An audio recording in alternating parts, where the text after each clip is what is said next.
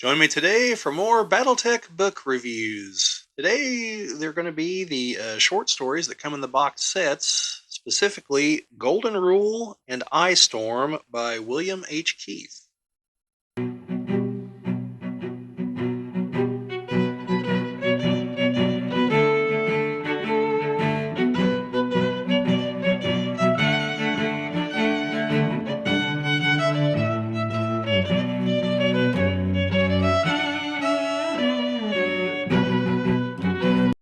Welcome back to the Geek Cabal channel. My name is Bob, and today we're going to be talking about a couple of BattleTech short stories from the BattleTech box sets. Like I mentioned, it's Golden Rule, Golden Storm, conflating the titles already. Golden Rule and Eyestorm by William H. Keith.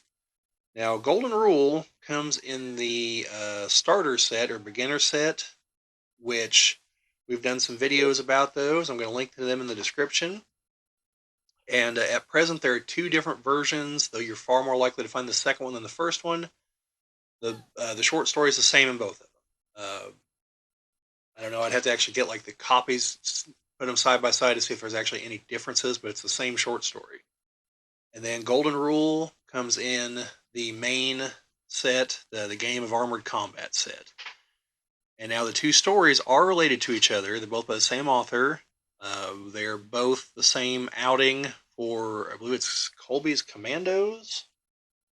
Let me make sure here. Yeah, Colby's Commandos. And they end up getting sent. They start off in the Lyran Commonwealth. And, they stay in the Lyran Commonwealth. But they end up getting sent to another world from where they're hired. And their job is to uh, basically attack some other mercenaries. They think they're mercenaries. They are probably just Draconis Combine soldiers in disguise. There's a lot of gold involved. Now, both these are like 20 pages long, I think, maybe 18. They're very short, but there's a lot in there. If you want like an intro to the kinds of exploits mercenaries can find themselves involved in BattleTech, like, these are decent stories. Get a decent idea of how mech combat works and things like that. Overall, they are a pretty good intro to the setting and to just the kind of things that can actually happen in the game if you set it up right. Then, for reference, these both take place in 2990. So that's well before the clan invasion. I'd have to get my timeline thing out. This might actually be during the Third Succession War. So you've got to keep that in mind whenever you're reading this. Like, you will not see anything at all involving the clans here. There's a lot of talk about Comstar and how the Draconis Combine might be doing all this to get their hands on the gold so that they can pay for clandestine operations without Comstar knowing about it. Because at this point in time in the timeline, Comstar completely controls communications. So if the Draconis Combine is doing things Comstar doesn't like, well, they'll just, put a blackout over the Draconis Combine. They won't be able to send or receive signals, and it's a little difficult to maintain an interstellar empire without communication.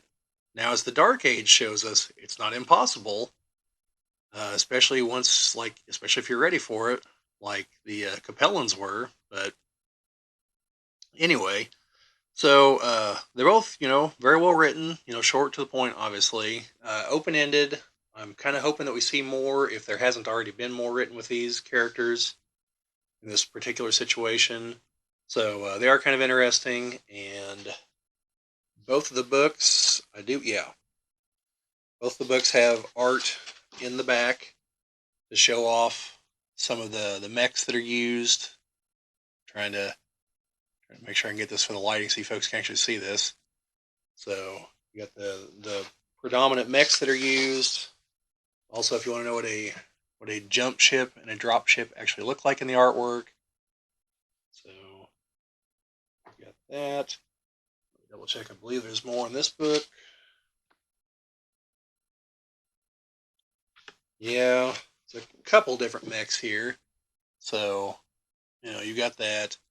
Now, there's not going to be nearly the variety at this point in the timeline because this is while everyone is still fighting with machines from centuries ago that they're being held together by bubblegum and duct tape that have been passed down from generation to generation. They're had to strip out the more advanced weapons in a lot of them, and it's very much a Mad Max in space kind of feel to the setting at this point. But like I said, well written. If you don't have the box sets, which you should get them because the miniatures are pretty cool.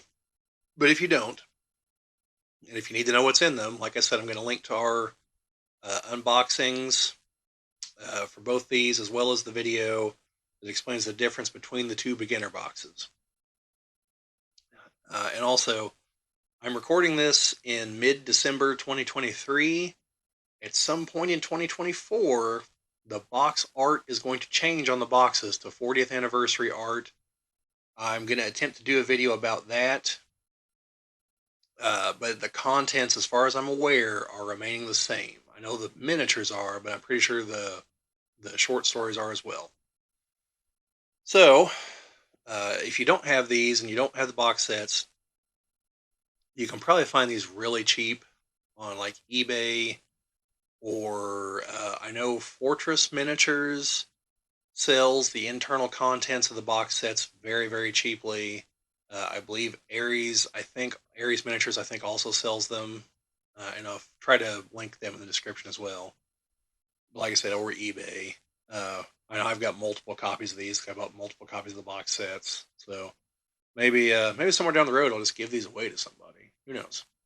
But anyway, just solid stories. If you want a good introduction to a lot of the concepts in BattleTech, they're not all encompassing because there are like 20 pages, but get an idea of how mercenary work actually works and what things were like pre-year 3000 in BattleTech.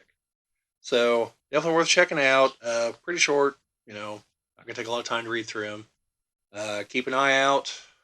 You can also do reviews for the other internal books.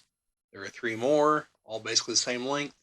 These are the only 2 that are connected. The others are all independent stories. So keep an eye out for those videos. And remember, no guts, no galaxy.